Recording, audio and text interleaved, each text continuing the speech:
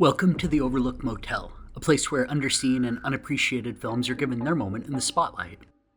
Today's pick is sort of a guilty pleasure. It's not a film that gets every last thing right, but Darren Scott's Dark House is an indie effort that has enough going for it to be plenty effective. The film features some great jump scares, several brutal kills, and an imaginative storyline. Though not all of the performances are top-notch, Jeffrey Combs is at his scenery-chewing best as the proprietor of a series of haunted attractions. Moreover, Megan Ory makes for a compelling final gal who must face off against a malevolent specter and come face-to-face with childhood trauma. In spite of its shortcomings, I consider Dark House an entertaining haunted house horror likely to appeal to fans of the Dark Castle remakes of the late 90s and early aughts.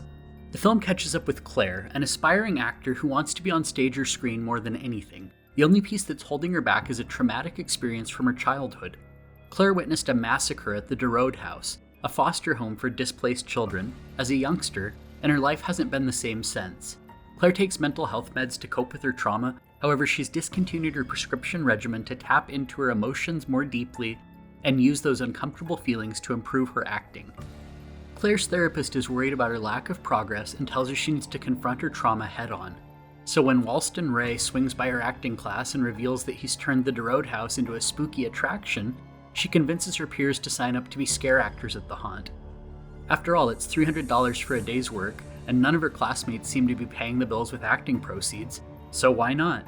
Things seem cut and dried when Claire and company first arrive at the DeRode House for their new gig, but they eventually discover that a malevolent presence has taken control of the dwelling, and their odds of escape are becoming less likely with each passing second.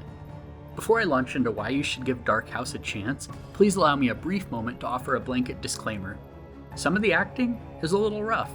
The dialogue is sometimes cringy, the color grading isn't quite as polished as I'd like, and some of the effects and depictions of technology haven't aged well. However, if you can look past some of the picture's shortcomings, there's still plenty to enjoy about this supernatural spook fest. With that in mind, let's talk about some of the things the film gets right. Dark House serves similar energy to the Dark Castle remakes of the late 90s and early aughts.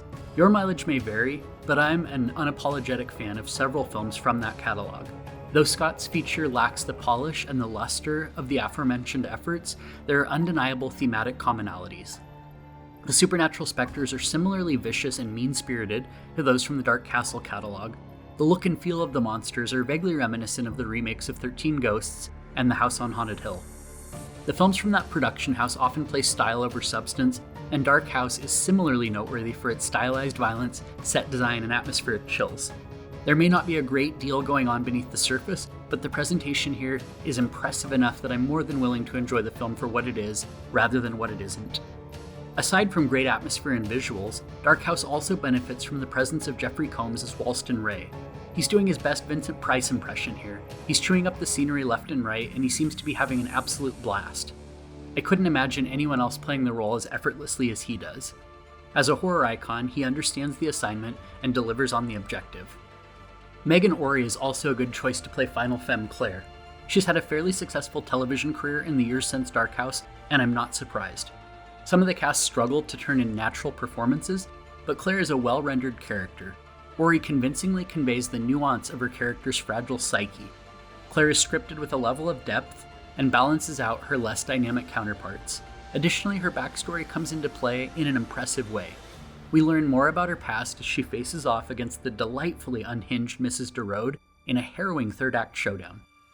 The finale lands way harder, knowing what we learn in the final moments. Speaking of the denouement, Scott really goes for it with the ending. It's bleak, surprising, and full of viscera. The film builds to a violent crescendo that's legitimately surprising and more than a little unsettling. I will stop there to avoid spoiling anything, but rest assured that Dark House has at least a couple of surprises in store for first-time viewers. Dark House delivers a couple of strong performances, lots of gruesome imagery, a high level of imagination, and an atmosphere that feels like it would almost be at home in a Dark Castle production. The film is currently available as a digital download from Amazon. You can also track down a copy of the DVD on the secondary market. Give it a shot, you may just find that the picture's strengths far outweigh what doesn't quite work. That's all for this installment of the Overlook Motel. If you want to chat more about underseen and underrated films, feel free to hit me up with your thoughts on Twitter, Threads, or Instagram @FunWithHorror.